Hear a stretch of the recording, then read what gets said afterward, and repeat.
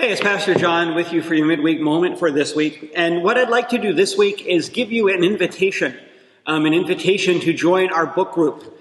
Because the first book we're going to read this year in our book group is C.S. Lewis's classic novel, The Lion, the Witch, and the Wardrobe.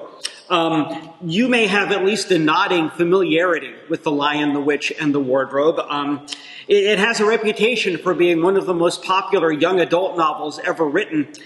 But it's actually more than just your average young adult novel. It's a novel that deals with some of the most important themes of faith and loyalty and honesty and honor. It really is one of those books that you can read on two levels. On one level, it is a great children's book full of ripping adventures and all that sort of stuff. But on a deeper level, it's a book that, like I said, deals with these really, really important themes. It's also a book that has a sort of strong Christian influence in it, which I suppose you'd expect since it was written by C.S. Lewis. And it features, of course, one of the most famous characters in, I suppose, all of children's literature, Aslan the Lion, who is, I suppose, one of the best known Christ figures in all of literature. Like I said, it's a novel that has a reputation for being a young adult book.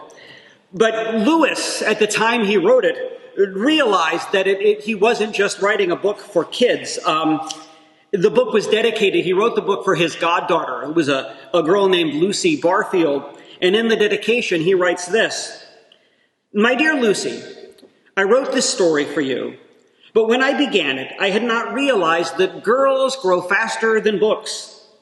As a result, you are already too old for fairy tales. And by the time it is printed and bound, you will be older still. But someday, you will be old enough to start reading fairy tales again. You can then take it down from some upper shelf, dust it off, and tell me what you think of it. I shall probably be too deaf to hear and too old to understand a word you say, but I shall still be your affectionate godfather, C.S. Lewis." At the time Lewis wrote the book, he knew that he was writing a book for more people than just kids. And I suppose that's one of the reasons why it's been so popular ever since it was first published in 1950. In fact, of all of C.S. Lewis's books, The Lion, the Witch, and the Wardrobe is the one that is most frequently found in libraries. And it's one of those books that's available in practically every bookstore. Now, we're going to be discussing this book next Wednesday on the 22nd at 2 p.m. And you may be thinking, well, geez, that only gives me about a week to read it. And that's true. But it's not like we're talking about War and Peace here. You know, it's not like we're talking about a 5,000-page book. The Lion, the Witch, and the Wardrobe is only 189 pages long, at least in this edition. And it really is a terrific read. So, I mean, if you were to get it in the next couple of days, you could easily have all of it, or at least most of it, read by next Wednesday.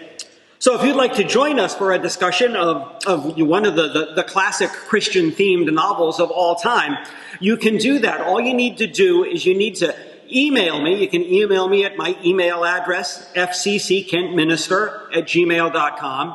Let me know that you'd like to join us for the discussion group. And that's all you need to do. What I'll do is I'll send you out the link for the Zoom meeting, and then next Wednesday at 2 o'clock you can join us, and together we will discuss The Lion, the Witch, and the Wardrobe, which is going to be the first of our book group books for this year. And that's really all the news for this week. So I guess that's it. Have a good week, and I'll see you next week.